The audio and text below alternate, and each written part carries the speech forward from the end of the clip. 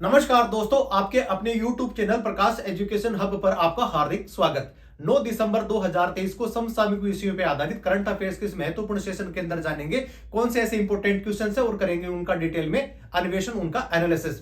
अगर करनी हो करंट अफेयर्स की बात तो बने रहिए प्रकाश एजुकेशन हब के साथ। तो मेरे साथ आज आप 9 दिसंबर 2023 को जितने भी करंट अफेयर्स के महत्वपूर्ण क्वेश्चन सभी हम लोगों ने जो शामिल करे हैं और बने रहिए आप मेरे साथ। तो चलिए देखते हैं आज कौन सा दिवस मनाया जा रहा है और सेशन की शुरुआत करते हैं। उससे पहले जानते हैं आज का दिवस क्यों अपने लिए इंपॉर्टेंट है। तो 9 दिसंबर की बात हो रही है तो बात करते हैं कि 9 दिसंबर को कौन सा दिवस मनाया जा रहा है। अंतरराष्ट्रीय भ्रष्टाचार निवारण दिवस 9 दिसंबर को मनाया जाता है। इसकी शुरुआत कब हुई मित्रों? इसकी शुरुआत होती है 31 अक्टूबर 2003 को। संयुक्त राष्ट्र महासभा के अंदर यह प्रस्ताव लाया गया और भ्रष्टाचार जैसी बड़ी समस्या, बड़ी बीमारी जो समाज के अंदर, प्रशासन के अंदर, ब्यूरोक्रेट्स के अंदर और राजनीति के अंदर हम सब लोग देखते हैं, उसका निवारण करने के लिए, उसको रोकने के लिए इस प्रकार का दिवस मनाने की शुरुआत 31 अक्टूबर 2003 से इसकी शुरुआत होती है। बात कर रहे हैं कि 1 दिसंबर से लेकर के और 9 दिसंबर आज तक जितने भी सारे जो डे है मनाए गए, आप स्क्रीनशॉट लेकर के देख सकते हैं। जैसा कि 1 दिसंबर को विश्व एड्स दिवस, जबकि 2 दिसंबर को राष्ट्रीय प्रदूषण दिवस, 3 दिसंबर को विश्व विकलांग दिवस, जबकि 4 दिसंबर को भारतीय नौसेना दिवस मनाया गया। 5 दिसंबर की बात करते हैं तो विश्व मृदा दिवस, जबकि 6 जो है दिसंबर वहां पे महापरिनिर्वाण दिवस जो महात्मा बोध के लिए समर्पित है, उनकी उस दिन मृत्यु हो गई थी, वो दिवस मनाया गया। इसको संकल्प दिवस के नाम से भी जाना जाता है। जबकि 7 दिसंबर को सशस्त्र सेना झंडा दिवस मनाया गया। 8 दिसंबर की बात करते हैं तो बोधि दिवस मनाया गया। बोधि दिवस जिस दिन महात्मा बुद्ध को ज्ञान की प्राप्ति हुई थी, वो दिवस बोधि दिवस के रूप में मनाया गया। तारीख कौन सी थी? 8 दिसंबर। तो चलिए आज के सेशन की शुरुआत करते हैं और बने रहिए मेरे साथ में अंत तक सेशन के। और कौन कौन से ऐसे इंटरेस्टिंग फैक्ट्स है और कौन कौन से ऐसे इंपॉर्टेंट क्वेश्चंस है जो मेरे साथ में आप करने वाले हैं डिस्कस। तो चलिए जानते हैं पहला प्रश्न। हाल ही में आईसीसी द्वारा किसे नवंबर के प्लेयर ऑफ द मंथ के रूप में चुना गया? अब प्लेयर ऑफ द मंथ की शुरुआत कब हुई, आईसीसी ने इसकी शुरुआत क्यों करी और पहले से लेकर के अभी तक कौन कौन से खिलाड़ियों को प्लेयर ऑफ मंथ के अवार्ड से नवाजा गया। हालांकि ये बड़ी लिस्ट हो जाएगी, लेकिन मैं आपको पिछले 3 महीने की जितने भी जो खिलाड़ी हैं जिनको प्लेयर ऑफ द मंथ के अवार्ड से उनको नामित किया गया, उनको चुना गया, उन खिलाड़ियों के बारे में मैं आपको बताने वाला हूं। बात करते हैं इसकी शुरुआत कब होती है। ICC player of the month award देने की शुरुआत होती है कब? 2021 से। उसके बाद में अगर बात करते हैं कि सितंबर मंथ 2023 को भारतीय खिलाड़ी जिनका नाम शुभमन गिल, नवोदित खिलाड़ी हैं, ओपनर खेलते हैं इंडिया के लिए, नाम है उनका शुभमन गिल। शुभमन गिल को सितंबर 2023 का player of the month award से उनको नवाजा गया। बात करते हैं अक्टूबर की। अक्टूबर को किस खिलाड़ी को प्लेयर ऑफ द मंथ के अवार्ड से नवाजा गया? नाम है उनका रचिन रविंद्र। रचिन रविंद्र कहां के खिलाड़ी हैं? ये भारतीय मूल के खिलाड़ी हैं और न्यूजीलैंड के लिए खेलते हैं। और उन्होंने 2023 का जो विश्व का वर्ल्ड कप खेला गया, उनकी उम्दा पारियों के लिए जाना जाएगा। एक नवोदित खिलाड़ी थे और उन्होंने बहुत अच्छा प्रदर्शन किया इंग्लैंड और न्यूजीलैंड की तरफ से। चलिए, और इसके अलावा अब आपसे पूछा जा रहा कि किसे नवंबर मंथ का प्लेयर ऑफ द मंथ का अवार्ड है वो किसे दिया गया? उनका नाम है भारत के तेज गेंदबाज जिनका नाम है मोहम्मद शमी। मोहम्मद शमी को नवंबर माह का player of the month award से उनको नवाजा गया। अब बात करते हैं कि 2023 का विश्व कप को, वर्ल्ड कप जो था, उसको भारत के लिए कितना इंपॉर्टेंट था और शमी के लिए कितना यादगार रहा। तो इसके बारे में मैं कुछ आपको चीजें बता दूं। शमी ने इस वर्ल्ड कप में सबसे ज्यादा विकेट लिए। कितने विकेट लिए? 24 विकेट। 24 विकेट लिए। सबसे ज्यादा विकेट टेकर अगर कोई भी इंडियन बॉलर थे, या कह सकते हैं पूरी श्रृंखला के अंदर सभी जो टीमों थी उनके अंदर सबसे ज्यादा अगर किसी ने विकेट हासिल करे, उस खिलाड़ी का नाम कौन सा है? मोहम्मद शमी है। एक मैच के अंदर 7 विकेट लेने वाले खिलाड़ी हैं। अपने आप में रिकॉर्ड वर्ल्ड कप की दृष्टि से देखा जाए तो एक मैच में 7 विकेट लेने वाले खिलाड़ी हैं, उनका नाम भी कौन सा है, मोहम्मद शमी है। तो इसका जो आंसर हो जाएगा वो कौन सा हो जाएगा, मोहम्मद शमी। अब आप देख रहे हैं ऑप्शन ए के अंदर कि ये इंपॉर्टेंट क्यों है, उसके बाद में सूर्य कुमार क्यों इंपॉर्टेंट है और राशिद खान भी क्यों इंपॉर्टेंट है। जैसा कि कल के सेशन में हम लोगों ने आपको बताया था कि रवि बिश्नोई को टी20 की जो रैंकिंग होती है उसके अंदर इस खिलाड़ी को नंबर फर्स्ट रैंक मिली है, नंबर 1 रैंक मिली है एज ए गेंदबाज। बड़ी बात, अभी जो ऑस्ट्रेलिया और इंडिया की जो सीरीज हुई थी जिसमें भारत ने इस सीरीज को 4-1 से अपने नाम किया, रवि बिश्नोई ने इसमें उम्दा प्रदर्शन किया और इसी की वजह से टी20 वर्ल्ड कप के अंदर, यह कह सकते हैं टी20 के जितने जो मैचेस खेले गए उसके अंदर इनको नंबर 1 रैंकिंग इनको प्रदान की गई है। बात कर लेते हैं सूर्य कुमार की। वर्तमान में उन्होंने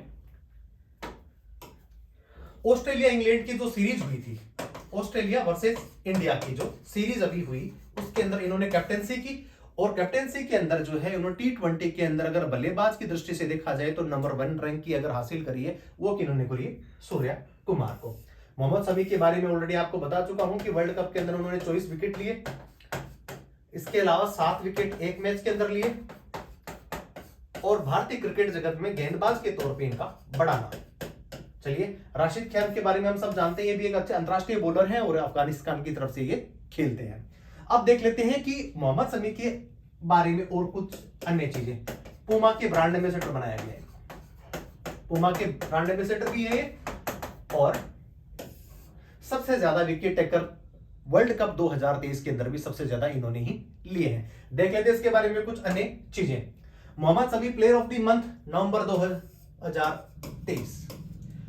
वर्ल्ड कप 2023 में सर्वाधिक विकेट लेने वाले खिलाड़ी 24 विकेट लिए हैं, एक मैच के अंदर 7 विकेट लेने वाले खिलाड़ी का कारनामा करने वाले खिलाड़ी भी मोहम्मद शमी है। पुमा के ब्रांड एम्बेसडर हैं। अब बात कर लेते हैं आईसीसी के बारे में। आईसीसी का जो हेडक्वार्टर है वो है वहां पे दुबई में और आईसीसी के जो चेयरमैन है, जो अध्यक्ष हैं, उनका नाम है ग्रेग बार्कले। 2023 का जो विश्व वर्ल्ड कप खेला गया वो भारत में खेला गया। नरेंद्र दास मोदी जो है कह सकते हैं, उनका जो बहुत उनके नाम से एक बहुत बड़ा क्रिकेट ग्राउंड है और विश्व के अंदर सबसे ज्यादा दर्शक क्षमता वाला स्टेडियम जो अहमदाबाद के अंदर है, वहां पे फाइनल मैच खेला गया और उस फाइनल मैच के अंदर में ऑस्ट्रेलिया ने अपने चिर परिचित अंदाज में भारत को हरा करके और 6वीं बार ऑस्ट्रेलिया ने वर्ल्ड कप अपने नाम किया। ये भी जो इंपॉर्टेंट फैक्ट्स है, याद रख सकते हैं आप। पूमा इंडिया के ब्रांड एम्बेसडर भी हैं मोहम्मद शमी। आईसीसी का मुख्यालय दुबई में, चेयरमैन इसके ग्रेग बार्कले और आईसीसी हॉल ऑफ फेम के अंदर भारतीय ऐसी कौन सी महिला क्रिकेटर हैं जिनको एडुल्बी नाम है, जिनका एडुल्बी को हॉल ऑफ फेम, जो अभी एक बहुत बड़ी कह सकते हैं कि ये सम्मान पाने वाली बात, जो किसको मिला है, ये महिला खिलाड़ी के तौर पे देखा जाए तो डायना एडुल्जी को ये खिताब से नवाजा गया है। इसके साथ में भारत एक ऐसे क्रिकेटर हैं जिनको सुल्तान का, क्रिकेट का सुल्तान या फिर मुल्तान का सुल्तान, मुल्तान का सुल्तान के नाम से विख्यात, जिनका नाम है वीरेंद्र सहवाग। वीरेंद्र सहवाग को भी हॉल ऑफ फेम के अंदर जगह मिली है। तो आपने इस प्रश्न के माध्यम से क्रिकेट जगत से जुड़ी हुई बहुत सारी खबरों के बारे में, कुछ ऐसे फैक्ट्स के बारे में जाना। तो चलिए जानते हैं अगला प्रश्न, प्रश्न संख्या 2। हाल ही में किस राज्य सरकार द्वारा 30 साल बाद में शराब पर प्रतिबंध हटाया गया? बात लगाने की नहीं हो रही है, बात हटाने की हो रही है। आंसर इसका हो जाएगा मणिपुर। इसका आंसर हो जाएगा मणिपुर। अब बात कर लेते हैं कि भारत के अंदर ऐसे कौन कौन से राज्य हैं जहां पे शराबबंदी लागू है। 1960 में, 1960 के अंदर गुजरात के अंदर पूर्ण शराबबंदी लागू की गई। इसके अलावा ऐसे कौन कौन से राज्य हैं जहां पे शराबबंदी लागू है, और अंतिम ऐसा कौन सा राज्य इस सूची के अंदर जुड़ा था जहां पे शराबबंदी लागू की गई, उसके बारे में भी करते हैं चर्चा। तो देख लेते हैं कि गुजरात 1960 के अंदर पूर्ण शराबबंदी करने वाला राज्य बना। इसके अलावा एक राज्य का नाम आ जाता है मिजोरम। मिजोरम के अंदर भी सब अभी कह सकते हैं कि पूर्ण शराबबंदी है। दोनों उत्तर पूर्वी राज्य है। इसके अलावा एक छोटा सा राज्य जिसका नाम है नागालैंड। तो नागालैंड के अंदर भी पूर्ण शराबबंदी है। गुजरात के बारे में बात हो ही गई है। इसके अलावा बात करते हैं 2016 के अंदर। 2016 के अंदर बिहार सबसे अंतिम राज्य बना जहां पे पूर्ण शराबबंदी करने की घोषणा की गई। उस समय तत्कालिक जो गवर्नमेंट थी, जो नीतीश कुमार के अगुवाई के अंदर चल रही थी, और उन्होंने ये घोषणा करी। अब बात कर लेते हैं कि केंद्र शासित ऐसा कौन सा प्रदेश है जहां पर भी शराबबंदी लागू है। आंसर हो जाएगा इसका लक्षद्वीप। लक्षद्वीप के अंदर भी पूर्ण शराबबंदी लागू है। लेकिन सवाल आपसे दूसरा पूछा जा रहा है कि 30 साल के बाद में शराब पर प्रतिबंध हटाया गया है। आंसर क्या हो जाएगा इसका? मणिपुर हो जाएगा। अभी मणिपुर के बारे में हम सब लोगों को विदित है कि वहां पे कुकी और मैतेई दो समुदाय हैं जिनके बीच में संघर्ष की स्थिति बनी हुई है। बहुत सारे लोगों को अपनी जान गंवानी पड़ी है। उत्तर पूर्वी राज्य है। चलिए देख लेते हैं इसके बारे में कुछ अन्य चीजें। मणिपुर के अंदर 1991 के अंदर प्रतिबंध लगाया गया था, और आज अगर दिसंबर की बात कर रहे हैं तो प्रतिबंध हटा दिया गया है, लगभग 30 साल के आसपास। भारत में शराब पर प्रतिबंध जो करने वाले जो राज्य हैं, जिसमें बिहार की बात कर सकते हैं, गुजरात, मिजोरम, नागालैंड और लक्षद्वीप। अब बात कर लेते हैं कि मणिपुर के अंदर टोटल 32 कुकी विद्रोही हैं, जबकि मैतेई और कुकी के मध्य संघर्ष की स्थिति बनी हुई है, जैसा कि हम लोग देख रहे हैं। अभी हाल ही के अंदर एक बहुत बड़ी घटना हुई जहां के वहां पे UNLF United national regulation fund, ये एक आतंकवादी संगठन भी कह सकते हैं, या अलगाववादी संगठन भी कह सकते हैं, जिसका समझौता केंद्र सरकार के साथ में हुआ है कि हम अपने हथियार डाल रहे हैं। बात करते हैं कि मणिपुर की राजधानी के बारे में, तो इंफाल वहां की राजधानी है, और मुख्यमंत्री का नाम एन बीरेन सिंह है, जबकि राज्यपाल महोदया जिनका नाम अनुसुईया उइके है। बात करते हैं मणिपुर के प्रमुख त्योहार और कौन कौन से वहां पे पर्व मनाए जाते हैं। तो प्रमुख त्योहारों की श्रेणी में देखा जाए तो मेरा होचोंगबा, गेंग नगई, लुई नगाई नी, आशुयांग, थंबल जोगाई इत्यादि। इस प्रकार के वहां के जो स्थानीय जो लोक नृत्य, लोक त्योहार, इस प्रकार के पर्व वहां पे मनाए जाते हैं। तो 30 साल के बाद में मणिपुर एक ऐसा राज्य बना जहां पे पहले 1991 के अंदर शराबबंदी करने की घोषणा कर दी गई थी, लेकिन वर्तमान में मणिपुर सरकार ने इसको हटा दिया है। चलिए जान लेते हैं अगला प्रश्न, प्रश्न संख्या 3। हाल ही में किसने मिजोरम के मुख्यमंत्री के तौर पर शपथ ली है? तो शपथ लेने की श्रेणी के अंदर तो हम अगले सेशन के अंदर भी जानेंगे, और अभी कवायद चली रही है कि मध्य प्रदेश, एमपी, छत्तीसगढ़ और राजस्थान, जहां पर चुनाव हो चुके हैं, और तीनों राज्यों के अंदर एक ही दल ने क्या बना ली है? सरकार बना ली है। कह सकते हैं मेजोरिटी में वो आगे। सरकार तो अभी बनाना संभव नहीं हो पाया क्योंकि अभी मुख्यमंत्री नॉमिनेट नहीं हुए हैं, लेकिन यहां पे अभी मुख्यमंत्री बनने बाकी हैं। जबकि लाल दुहुमा मिजोरम के मुख्यमंत्री बने हैं। पहले जो मुख्यमंत्री थे जिनका नाम था जोरामथंगा नेफ्यूरियो की बात करते हैं तो ये नागालैंड के मुख्यमंत्री हैं, जबकि पवन चामलिंग जो है वो है किसके? सिक्किम के पूर्व मुख्यमंत्री हैं, जिनके नाम भी एक लंबे समय तक मुख्यमंत्री रहने का रिकॉर्ड इनके नाम पे भी है। इसके अलावा वर्तमान में अगर सबसे ज्यादा अगर देखा जाए, सबसे ज्यादा कोई कार्यकाल ऐसे मुख्यमंत्री करने वाले एक अगर कोई व्यक्ति है जिनका नाम क्या है? नवीन पटनायक। नवीन पटनायक जो अभी वर्तमान में उड़ीसा सरकार के मुख्यमंत्री हैं, उनके पास या कह सकते हैं उनके नाम से इस प्रकार का एक रिकॉर्ड बना है कि वो सबसे ज्यादा मुख्यमंत्री कुर्सी पर विराजने वाले, बैठने वाले व्यक्ति बन गए हैं एज ए पॉलिटिशियन। तो इसका जो आंसर हो जाएगा वो कौन सा हो जाएगा? लाल दुहुमा। और ये पहले क्या रहे हैं? ये ब्यूरोक्रेट्स रहे हैं, और इनके दल ने जो है वो सरकार भी बनाई है, और उन्होंने मुख्यमंत्री के पद के तौर पे क्या ली है? शपथ ली है। तो आंसर हो जाएगा लाल दुहुमा। देख लेते हैं इसके बारे में कुछ अन्य चीजें। तो इनकी जो पार्टी है जिनका नाम है मिजोरम पीपुल्स मूवमेंट है, पहले ऑलरेडी ब्यूरोक्रेट्स रहे हैं और शासन प्रशासन की अच्छी समझ रखने वाले व्यक्ति लाल दुहुमा राज्य के छठे मुख्यमंत्री हैं। अब बात कर लेते हैं कि जो मिजोरम है उसकी स्थापना कब होती है? तो 1987 के अंदर इनकी स्थापना होती है, और वो 23वें राज्य के रूप में इसकी स्थापना होती है। किसकी? मिजोरम की। विधानसभा सीटों की बात करें तो 40 विधानसभा सीटों वाला ये राज्य है, जबकि लोकसभा की अगर बात करें तो मात्र एक सीट है वो लोकसभा की यहाँ पे है, और वो भी अनुसूचित जनजाति के नाम से ये रिजर्व है। देख लेते हैं। अब बात करते हैं कि देश का दूसरा सबसे कम आबादी वाला राज्य है वो कौन सा है? मिजोरम है। तो बात कर लेते हैं कि पहला ऐसा कौन सा राज्य है जो आबादी के तौर पे सबसे कम जाना जाता है, ये कह सकते हैं वहां की आबादी सबसे कम है। आंसर हो जाएगा इसका सिक्किम।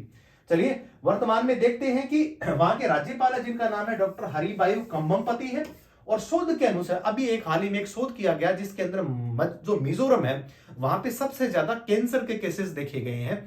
ये भी अपने आप में एक कह सकते हैं कि इंटरेस्टिंग फैक्ट तो नहीं, बहुत बड़ी चिंता की बात है कि सबसे ज्यादा कैंसर जो रोगी हैं वहां पे आइडेंटिफाई किए गए हैं। देख लेते हैं भारत के अंदर सबसे ज्यादा जनजाति आबादी वाला राज्य प्रतिशत में वो कौन सा है? मिजोरम है। सबसे ज्यादा जनजाति पाई जाती है एमपी में संख्या के तादाद में, लेकिन अगर प्रतिशत की बात करें तो छोटे से राज्य के अंदर लगभग जो पूरी जनसंख्या है वो 85% के आसपास क्या है, वो जनजाति वाली ही है। जबकि बात कर लेते हैं कि अगर देखी जाए वनों की स्थिति के बारे में, तो वनों के अंदर सबसे ज्यादा सेम ही इफेक्ट है, सबसे ज्यादा वन पाए जाते हैं आपको कौन से? एमपी में। जबकि अगर प्रतिशत की बात करें तो वही नाम आता है कौन सा? मिजोरम। तो आपने इस प्रश्न के माध्यम से बहुत सारे ऐसे फैक्ट जाने जो आपको अभी तक नहीं थे पता। तो चलिए देखते रहिए आप इस स्लाइड को, और आप इसका स्क्रीनशॉट भी ले सकते हैं। चलिए जान लेते हैं इसके बारे में कुछ और चीजें। मैं आपको एक इंटरेस्टिंग फैक्ट और बताने वाला हूं स्लाइड के माध्यम से कि वर्तमान के अंदर भारत की जो रैंक है वो अलग अलग जो प्लेसेस हैं उसके अंदर कैसी है, मानक ऐसे कौन कौन से, इसके बारे में मैं आपको बता दूं कि सबसे पहले बात करते हैं हेनली पासपोर्ट इंडेक्स, जिसके अंदर भारत का स्थान। ये सारी कौन सी रैंक है? ये भारत की रैंक है। प्रश्न सवाल है आपसे कहीं ना कहीं पूछे जा सकते हैं।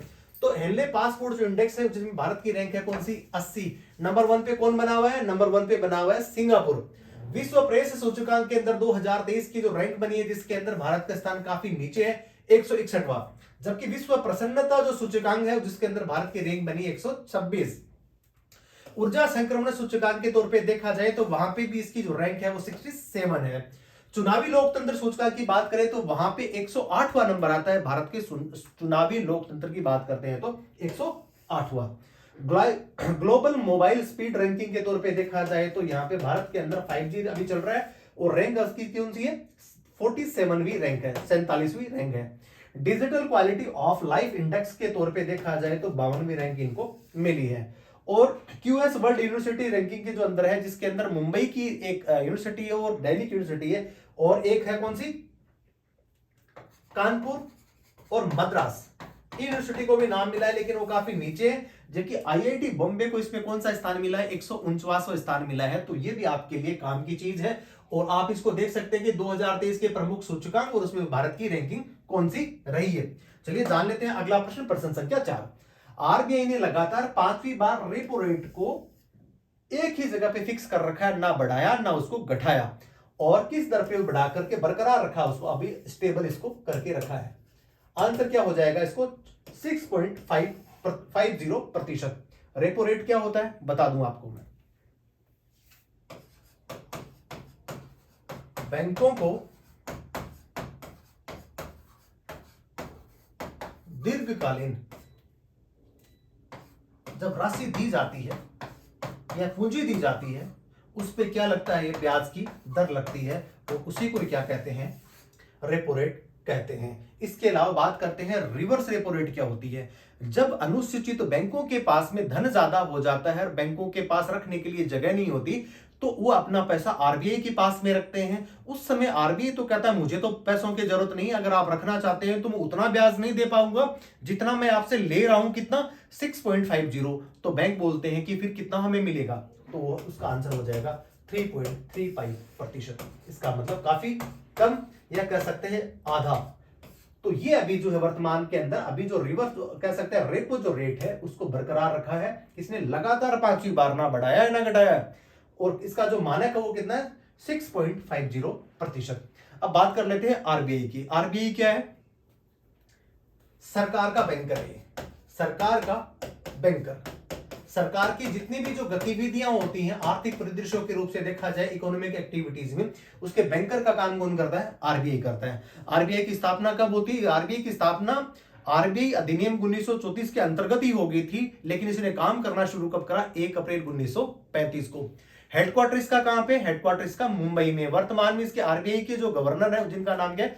शक्तिकांत दास इनके यहाँ पे गवर्नर हैं। अब बात कर लेते हैं कि अगर रेपो रेट की बात हो रही है 5वीं बार अभी तक आरबीआई ने उसको स्टेबल करके रखा है, लेकिन एक बहुत बड़ी बात आरबीआई ने भी और कही कि भारत की जो विकास दर है जो आरबीआई ने आंकी थी कितनी? 6.5%।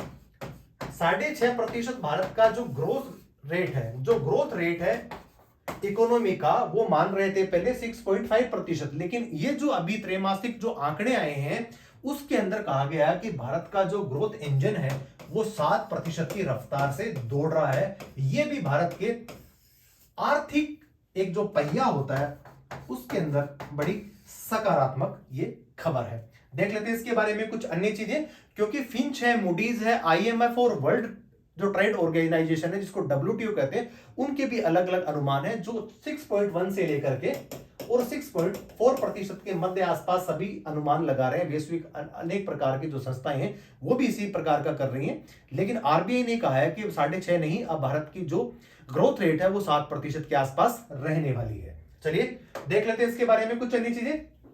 6.50%। आरबीआई द्वारा मौद्रिक नीति की समीक्षा हर 2 महीने में करी जाती है और 5वीं बार ऐसा हुआ है कि भारत की आरबीआई ने, या कह सकते हैं रिजर्व बैंक ऑफ इंडिया ने, रेपो रेट को बरकरार रखा है, ना इसको घटाया है ना इसको बढ़ाया है। देख लेते हैं, आरबीआई ने लगातार 5वीं बार रेटो को इतना ही करके रखा है। आरबीआई द्वारा जो जीडीपी के जो ग्रोथ रेट का जो अनुमान जारी करा उसके अंदर 6.5% से इसको बढ़ा करके कितना कर दिया है, 7.0, यह कह सकते हैं 7% इसको कर दिया है। इंपॉर्टेंट। रेपो रेट की बात करें तो 6.5% है। रिवर्स रेपो रेट की बात ऑलरेडी मैंने आपको बता दी, 3.35 है। आरबीआई के गवर्नर जिनका नाम शशिकांत दास है। अब बात करते हैं विश्व की अनेक प्रकार की जो एजेंसीज है, जो संगठन है, और कौन कौन सी एजेंसियां हैं वो विश्व की जितनी प्रकार की जो अर्थव्यवस्था है उनके जीडीपी की ग्रोथ रेट का अनुमान वो लगाती हैं, और लगभग जो उनका जो अनुमान होता है वो सटीक ही साबित होता है। आईएमएफ के अनुसार 2024 के अंदर भारत की जीडीपी जो है वो रहने वाली है 6.1%, जबकि वर्ल्ड बैंक के अनुसार रहने वाली कितनी, 6.3%। मूडीज के अनुसार 6.1%, जबकि फिंच के अनुसार 6.2%। तो कह सकते हैं 6.1 से लेकर के 6.4% के आसपास विश्व की जितनी भी एजेंसीज हैं वो अनुमान लगा रही हैं। अब देख लेते हैं कि वर्तमान में भारत की जो जीडीपी है, जो भारत की अर्थव्यवस्था विश्व के अंदर कौन सा स्थान रखती है, कौन से स्थान पे स्टैंड करती है। तो अभी वर्तमान के अंदर 5वीं अर्थव्यवस्था है। नंबर 1 पे अगर बात करी जाए तो अमेरिका, नंबर 2 पे बात करी जाए तो चीन, नंबर 3 पे जर्मनी, नंबर 4 पे जापान और नंबर 5 पे भारत। लेकिन हमारी वित्त मंत्री महोदया ने एसएनडीपी, एक अभी वर्तमान में एक ग्लोबल इन्वेस्ट समिट हुआ जहां पे हमारी अभी जो वित्त मंत्री हैं उनकी तरफ से एक वक्तव्य आया कि 2027 तक हम जापान और जर्मनी को पछाड़ करके और विश्व की 3rd नंबर की अर्थव्यवस्था भी बनने वाले हैं। हाल ही के दिनों के अंदर एक ट्रेंड देखा गया कि जहां पे अभी जो शेयर मार्केट है उसके अंदर बॉम्बे स्टॉक एक्सचेंज है जिसके अंदर 4 ट्रिलियन डॉलर मार्केट कैप हासिल करने वाला भी भारतीय शेयर मार्केट बन गया है। कितना, विश्व का 4था नंबर का मार्केट ये बन गया है। कौन सा, भारत का शेयर बाजार। इस प्रश्न के माध्यम से आपने आरबीआई, इसके अलावा शेयर मार्केट के बारे में और विश्व की अनेक जो एजेंसीज हैं जो विश्व की अर्थव्यवस्था के बारे में अनुमान लगाती हैं उसके बारे में भी आपने सारी चीजें जानी, और रेपो रेट के बारे में आपने जाना कि लगातार पांचवी बार आरबीआई ने नहीं किसी प्रकार का बदलाव करते हुए उन रेट्स को अभी यथावत ही रखा है। चलिए जान लेते हैं अगला प्रश्न, प्रश्न संख्या 5। हाल ही में सीआईआई स्पोर्ट्स बिजनेस अवार्ड में किसी sports business leader of the year 2023 से सम्मानित किया है। इसका जो आंसर हो जाएगा वो हो जाएगा कौन सा, जय शाह। जय शाह ऐसे पहले व्यक्ति हैं जिनको इस अवार्ड से नवाजा गया है। जय शाह से ज्यादा बड़ा नाम है उनके फादर का, बताता चलूं आपको मैं, जिनका नाम है अमित शाह, वर्तमान में भारत के गृह मंत्री और साथ में सहकारिता मंत्री। उनके ये सुपुत्र हैं और वर्तमान में ये बीसीसीआई के सचिव भी हैं। भारतीय क्रिकेट कंट्रोल बोर्ड जिसके ये सचिव भी हैं। अब बात अगर सचिव की हो रही तो इसके अध्यक्ष कौन है, तो वर्तमान में जो अध्यक्ष है जिनका नाम है रोजर बिन्नी है। इसका हेडक्वार्टर कहां है, इसका हेडक्वार्टर है मुंबई। चलिए देख लेते हैं इसके बारे में कुछ अन्य चीजें। जैसा भारतीय खेल प्रशासन में सम्मान पाने वाले पहले अधिकारी हैं, यह पुरस्कार भारतीय उद्योग परिषद के द्वारा दिया जाता है। भारतीय क्रिकेट कंट्रोल बोर्ड के सचिव हैं, एशियाई क्रिकेट परिषद के भी क्या ये अध्यक्ष हैं।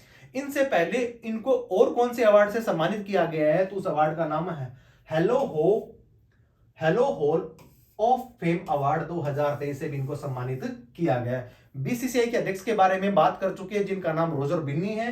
स्थापना दिसंबर 1928 में ही हो जाती है, बहुत लंबे समय हो गया, लगभग 100 साल के आसपास, ये कह सकते हैं कि 95 साल हो गए हैं जब बीसीसीआई की स्थापना ऑलरेडी हो चुकी है। मुख्यालय इसका कहां पर है? मुंबई में। चलिए जान लेते हैं अगला प्रश्न, प्रश्न संख्या 6। राष्ट्रपति द्रौपदी मुर्मू ने किस केंद्रीय मंत्री को कृषि मंत्रालय का अतिरिक्त प्रभार सौंपा गया? ना ही तो किसी प्रकार का मंत्रिमंडल का विस्तार हुआ और उसके बाद में अतिरिक्त प्रभार सौंपा गया। इसका मतलब यह है कि जो वर्तमान में जो केंद्रीय कृषि मंत्री थे उन्होंने या तो कोई इस्तीफा दिया होगा या इस्तीफा उनसे लिया होगा, लेकिन ऐसा बिल्कुल भी नहीं है, इस्तीफा लिया नहीं गया, इस्तीफा उन्होंने दे दिया है। कारण यह है कि अभी वर्तमान में एमपी के अंदर क्या हुए हैं? चुनाव हुए हैं और चुनाव के अंदर कुछ ऐसे सांसद थे जिनको विधायकी का टिकट लेकर के उनको चुनाव लड़वाया गया। और वर्तमान में जो बात अभी हो रही है वो हो रही है कृषि प्रसंस्करण और कृषि जो मंत्री जिनका नाम है कौन सा? नरेंद्र सिंह तोमर। नरेंद्र सिंह तोमर कृषि मंत्री थे और उन्होंने चुनाव लड़ा और जीता भी, और अभी बन गए हैं वो क्या? एमपी से एमएलए। कहां के बने हैं ये बने हैं एमपी के। और वर्तमान में अभी हमने आपको इस प्रश्न से पहले बताया भी था कि छत्तीसगढ़, राजस्थान और एमपी के अंदर अभी वर्तमान में मुख्यमंत्री या कह सकते हैं सरकार नहीं बनी है, तो अभी तक बनने की प्रक्रियाधीन है वो। और इसी के क्रम के अंदर देखा जाए तो जब इन्होंने एमपी का इस्तीफा सौंपा, तो जैसे इस्तीफा सौंपा तो वैसे ही जो कृषि मंत्री थे वो नहीं बने रहेंगे। और सवाल आपसे यही पूछा जा रहा है कि अब इसका अतिरिक्त प्रभार किसे दिया गया है? आंसर हो जाएगा वर्तमान में केंद्र सरकार के जो जनजाति मंत्री हैं जिनका नाम अर्जुन मुंडा है, उनको अतिरिक्त प्रभार दिया गया है। तो इसका जो आंसर हो जाएगा वो कौन सा हो जाएगा? अर्जुन मुंडा। इसके अलावा रेणुका सिंह सरूता और शोभा करंदलाजे, ये भी सारे दो ऐसे सांसद हैं जिन्होंने भी एमपी का टिकट या कह सकते हैं एमपी सीट छोड़ते हुए और उसके बाद वो क्या बने हैं? अभी वो विधायक बने। कहां पे बने हैं? ये भी एमपी में ही बने हैं। चलिए देख लेते हैं इसके बारे में कुछ अन्य चीजें। अर्जुन मुंडा जनजातीय मंत्रालय के मंत्री हैं। मध्य प्रदेश विधानसभा चुनाव के बाद में केंद्रीय मंत्रियों का इस्तीफा रहा है। नरेंद्र सिंह तोमर, प्रहलाद सिंह पटेल, रेणुका सिंह सरूता, इन्होंने मंत्री जो पद था उससे क्या दे दिया? इस्तीफा दे दिया है। अब देख लेते हैं विधानसभा चुनाव 2023 के अंदर कहां कहां हुए। और अभी आपने मिजोरम के माध्यम से पढ़ा था कि वहां पे कौन से लोनथंगा जो वहां के मुख्यमंत्री बनाए गए हैं। लेकिन बात करते हैं कि 3 ऐसे राज्य जहां पे भी चुनाव हुए लेकिन अब की मुख्यमंत्री नहीं बनाया गया। और चुनाव आयोग ने 5 राज्यों के अंदर चुनाव कराने की घोषणा करी थी। कौन कौन से? एमपी, राजस्थान, छत्तीसगढ़, तेलंगाना और मिजोरम। यहां पे चुनाव अभी चुनाव आयोग के द्वारा संपन्न करवाए गए। निर्वाचन आयोग की स्थापना के बारे में बात करी जा रही है। 25 जनवरी 1950 के अंदर इसकी स्थापना हो जाती है। 26 जनवरी को जब संविधान लागू हो जाता है उससे एक दिन पहले ही निर्वाचन आयोग की स्थापना हो जाती है। निर्वाचन आयोग के अगर आर्टिकल्स की बात करें तो एक संविधान की एक कॉन्स्टिट्यूशनल बॉडी है और आर्टिकल 324 से लेकर के 329 के अंदर इसका उल्लेख मिलता है। वर्तमान में जो मुख्य चुनाव आयुक्त है जिनका नाम राजीव कुमार है, इसके अलावा 2 अन्य आयुक्त हैं जिनका नाम है अनूप चंद्र पांडे और अरुण गोयल।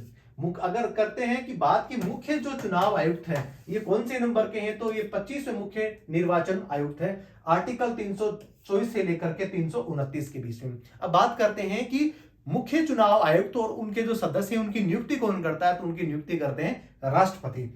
और उनके कार्यकाल की बात करें तो 6 वर्ष या 65 वर्ष, या तो 6 साल पूरे हो जाए कार्यकाल के, या उनकी जो उम्र है वो 65 वर्ष से अधिक नहीं हो, नहीं तो अपने आप ही उनका कार्यकाल समाप्त माना जाता है। आपने इस प्रश्न के माध्यम से बहुत सारी ऐसी चीजें देखी जो आपके लिए काफी इंपॉर्टेंट हो सकती हैं। चलिए जान लेते हैं अगला प्रश्न, प्रश्न संख्या 7। बंगाल की खाड़ी और अरब सागर में उष्णकटिबंधीय चक्रवातों के नाम किस सुझाव से चुनाए जाते हैं? Whose suggestions are the names of the tropical cyclones in the Bay of Bengal and Arabian Sea Susan?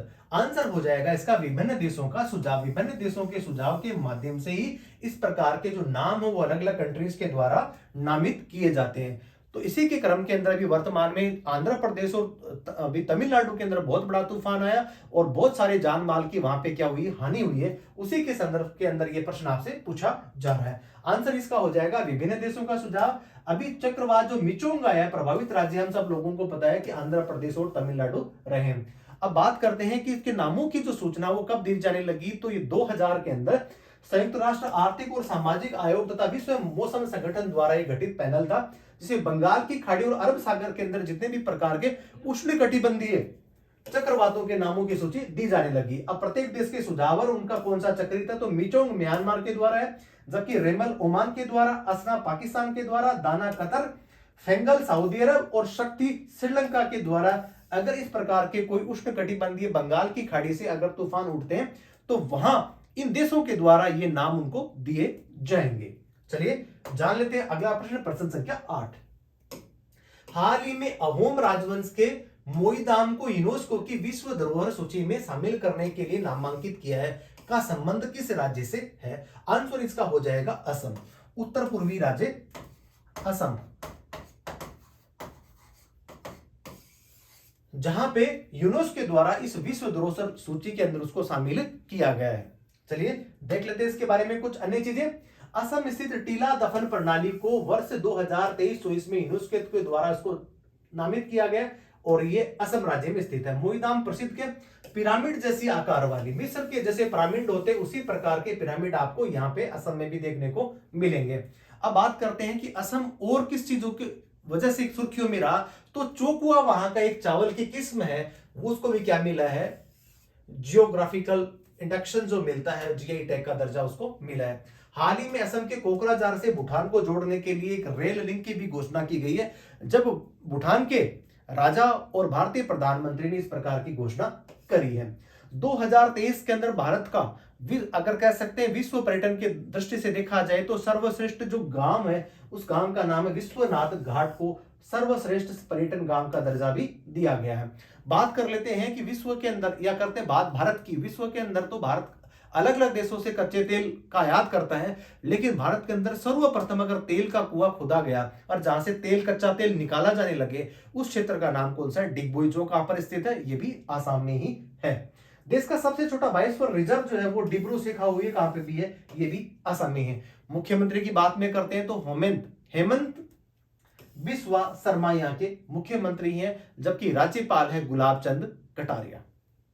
चलिए जान लेते हैं अगला प्रश्न संख्या 9।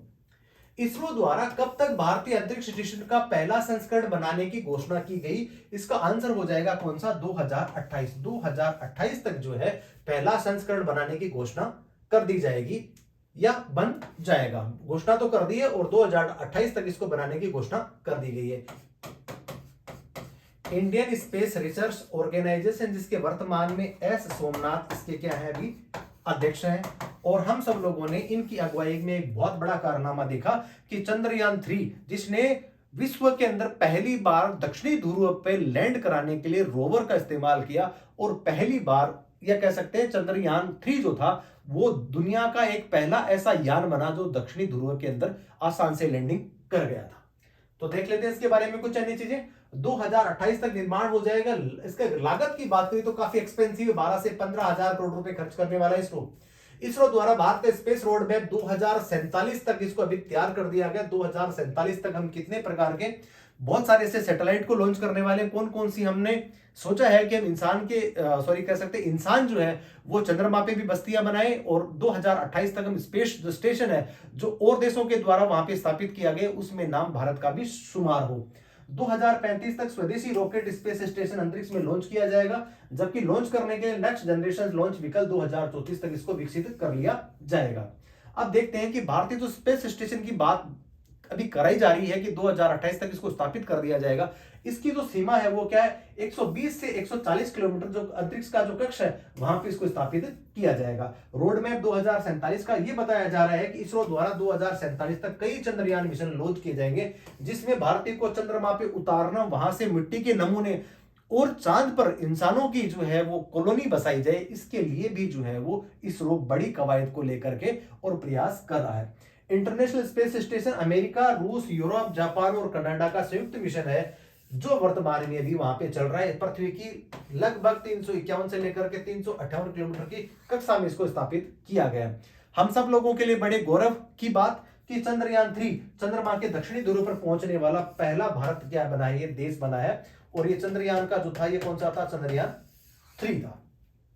चलिए जान लेते हैं अगला प्रश्न संख्या 10। हाल ही में किस देश ने कालाजार का उन्मूलन किया है? आंसर इसका हो जाएगा बांग्लादेश। कालाजार क्या है? एक बीमारी है जिसके अंदर लंबे समय तक बीमारी टिकी रहती है, बार बार जुकाम लगना और बीमार होना, और रोग प्रतिरोधात्मक जो क्षमता है वो क्या होनी है, कम हो जाती है। उसका उन्मूलन किसने कर लिया, बांग्लादेश ने कर लिया, कि बांग्लादेश के अंदर ये व्यापक रूप से वहां पे पाई जाती थी। जिस प्रकार पोलियो को भारत ने 2014 के अंदर ही मुक्त राष्ट्र घोषित कर दिया गया, उसी के क्रम के अंदर वर्तमान में जो कालाजार है वो एक बीमारी है जो बांग्लादेश के अंदर सबसे ज्यादा वहां पे प्रभावित लोग होते थे, उससे इसको क्या कर लिया, उसको उन्मूलित कर दिया गया। देख लेते हैं इसके बारे में कुछ अन्य चीजें।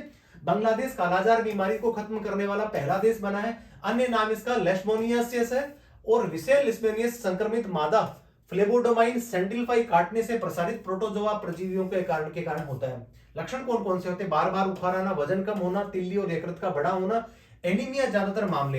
अब ये कहां कहां पाए जाते थे, ब्राजील है, पूर्वी अफ्रीका और भारत में। अब हाल ही में डब्ल्यूएचओ द्वारा इराक को भी ट्रैकोमा मुक्त करने की घोषणा कर दी गई है। ये कौन करता है, ये करता है वर्ल्ड हेल्थ ऑर्गेनाइजेशन। भारतीय पोलियो मुक्त कब बना है, 2014 27 मार्च को बना। बात करते हैं कि वर्ल्ड हेल्थ ऑर्गेनाइजेशन है, विश्व स्वास्थ्य संगठन, इसकी स्थापना कब हो गई थी, 7 अप्रैल 1948 को। मुख्यालय जिसका वो कहां पे है, वो है स्विट्जरलैंड में। चलिए जान लेते हैं अगला प्रश्न, प्रश्न संख्या 11। हाल ही में किस राज्य के गरबा नृत्य को यूनेस्को की अमूर्त सांस्कृतिक विरासत की सूची में शामिल किया गया है। हम सब लोगों को पता है कि एक ऐसा राज्य जहां पे सबसे ज्यादा गरबा खेला जाता था पुराने समय में, यह कह सकते हैं दशकों पहले, लेकिन वर्तमान में गरबा इतना पॉपुलर हो गया कि सभी राज्यों के अंदर नवरात्रा के समय इसको खेला जाता है। इसके आसपास के पड़ोसी राज्यों की बात करें या दूर दराज अगर बात गुजरात की करें और मणिपुर की बात हो तो वहां पे भी गरबा खेला जाता है। तो इसी का जो प्रसिद्धि का अनुमान इसी प्रकार लगाया जाता है कि पूरे भारतवर्ष के अंदर सभी राज्यों के अंदर जो गरबा की जो देन है उस राज्य का नाम क्या है, गुजरात। तो गुजरात के अंदर सबसे पहले गरबा खेला जाने लगा था। इसके अंदर कौन कौन सी एक्टिविटीज होती है, इस तो आप कह सकते हैं पिक्चर के माध्यम से आप देख रहे हैं कि गरबा जो है वो पुरुष और स्त्री दोनों खेलते हैं। गुजरात गरबा का जो नृत्य भारत की 15वीं विरासत है। गरबा नृत्य ये महिलाओं द्वारा एक मिट्टी के बर्तन को सर पर रख करके चारों ओर किया जाने वाला नृत्य जिसे गरबा कहा जाता है, जो पानी से भरा होता है। भारत में नवरात्रि के समय सबसे ज्यादा खेला जाता है और भारत के अन्य जो राज्य हैं अन्य हिस्सों के अंदर भी इसको खेला जाता है। यूनेस्को की धरोहर सूची है जिसके अंदर गरबा का तो 15वां स्थान है, जबकि पहला स्थान किसका है, वो स्थान किसका है, कुट्टियम, जो एक संस्कृत रंगमंच है जो केरल के अंदर खेला जाता है। और इसको जब यहां से अनाउंस करने की घोषणा करी गई थी वो करी थी 2008 में। यूनेस्को द्वारा साहित्य और संगीत के लिए कलात्मक शहर की लिस्ट के अंदर 2 अभी शहरों की घोषणा करी गई, जिसमें जो एमपी है जिसका नाम है ग्वालियर एक शहर है और इसके अलावा काजीकोट है वो कहां का है, केरला का।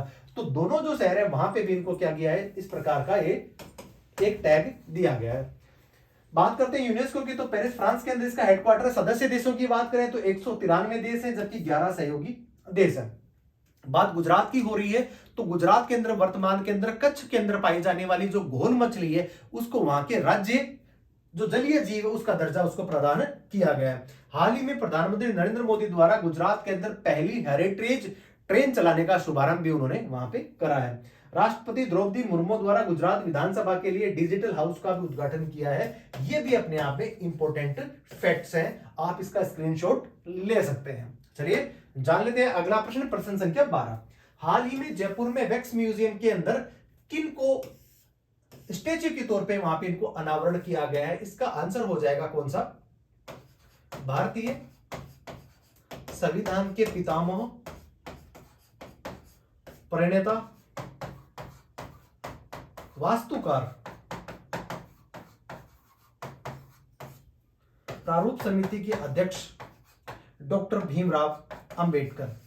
उनकी प्रतिमा का अनावरण 2016 में स्थापित जयपुर का जो वैक्स म्यूजियम है वहां पे इनको जगह मिली है और वो 43वें ऐसे बड़ी शख्सियत है जहां पे उनकी मूर्ति का अनावरण किया गया।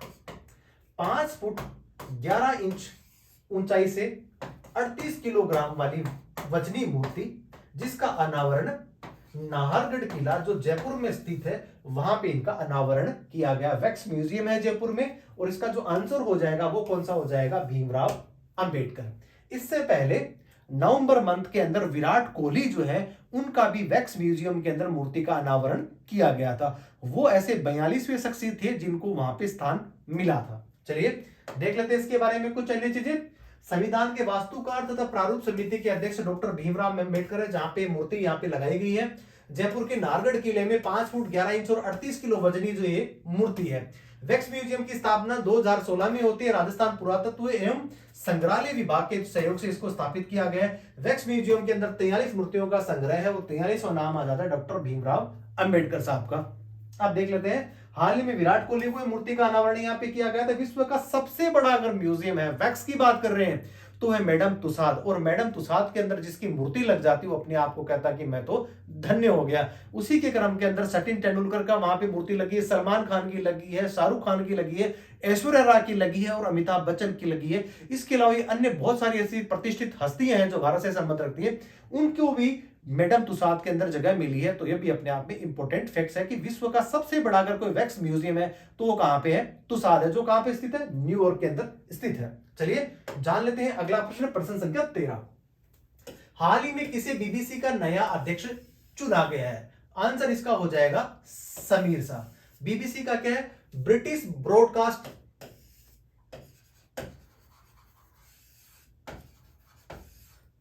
कॉमर्स। तो ये जो है समीर शाह, उनको वहां पे क्या मिली है? इसका जगह इनको मिली है। इसके वो क्या बन गए हैं? चेयरमैन बन गए हैं।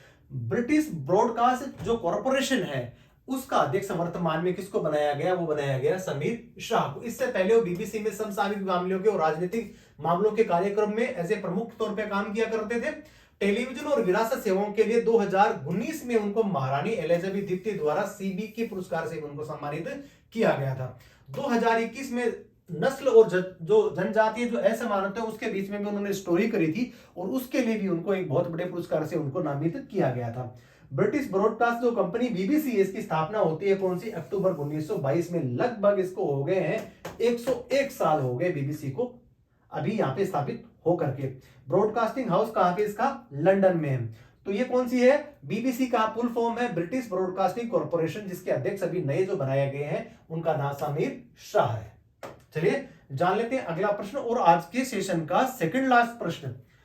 हाल ही में किस मंत्रालय ने मेरा गांव मेरी धरोहर प्रोजेक्ट को लॉन्च करा है? इसका आंसर हो जाएगा कौन सा? संस्कृति मंत्रालय द्वारा गांवों के अंदर पर्यटन को बढ़ावा देने के लिए, अपने गांवों की जितनी भी जो विरासत है उसको विश्व पटल पे लाने के लिए और लोगों को दिखाने के उद्देश्य से इस प्रकार की कवायद संस्कृति मंत्रालय के द्वारा की गई है, जिसका नाम है मेरा गांव और मेरी धरोहर।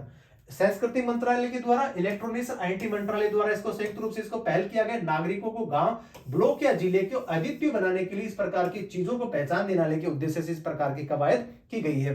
देश के लगभग 6.38 जो गांव है वहां पे इनका सर्वेक्षण किया जाएगा। नोडल एजेंसी कौन सी होने वाली है? तो ग्रामीण और पर्यटन और होम स्टे, ये इसकी नोडल एजेंसी है। पर्यटन क्षेत्र को और ज्यादा मजबूत करने के लिए, ग्रामीण पर्यटन को बढ़ावा देने के उद्देश्य से संस्कृति मंत्रालय द्वारा इसको प्रायोजित किया जा रहा है। चलिए जान लेते हैं आज के सेशन का अंतिम प्रश्न यह है कि उत्तराखंड ग्लोबल इन्वेस्टर समिट का उद्घाटन किसने करा? उत्तराखंड के बारे में हम सब लोग जानते हैं और सबसे पहला अगर बाघ राष्ट्रीय उद्यान अगर कहीं पे है तो वो कहां पे था? जिम कॉर्बेट वो कहां पे स्थित है? ये देहरादून में है। इसके अलावा उत्तराखंड जो है वो चीन की लगती या सटी सीमा के पास में एक छोटा सा राज्य है और एक पहाड़ी राज्य। वर्तमान में इसके जो मुख्यमंत्री है जिनका नाम पुष्कर सिंह धामी है और यहाँ की जो राजधानी है जिसका नाम है देहरादून। तो आंसर इसका हो जाएगा माननीय प्रधानमंत्री नरेंद्र मोदी जी के द्वारा उत्तराखंड के अंदर जो ग्लोबल इन्वेस्टर समिट है उसका उद्घाटन किया गया और उद्देश्य यही है कि ज्यादा से ज्यादा निवेशक भारत के अंदर निवेश करें, लोगों को रोजगार मिले और विदेशी पूंजी का जब प्रवाह भारत के अंदर बढ़ेगा और बनेगा तभी भारत जो है वो 2027 तक विश्व की तीसरी सबसे बड़ी अर्थव्यवस्था बन पाएगा। और इसी के उद्देश्य से निवेशकों को लुभाने के लिए और अपना निवेश सबसे ज्यादा भारत में ही करें, इस प्रकार की कवायद हमारी पूरी जितनी भी जो टीम है, कह सकते हैं कि केंद्र सरकार के द्वारा, राज्य सरकार के द्वारा इस प्रकार के प्रयास करती रही है। और देख लेते हैं इसके बारे में कुछ अन्य फैक्ट्स।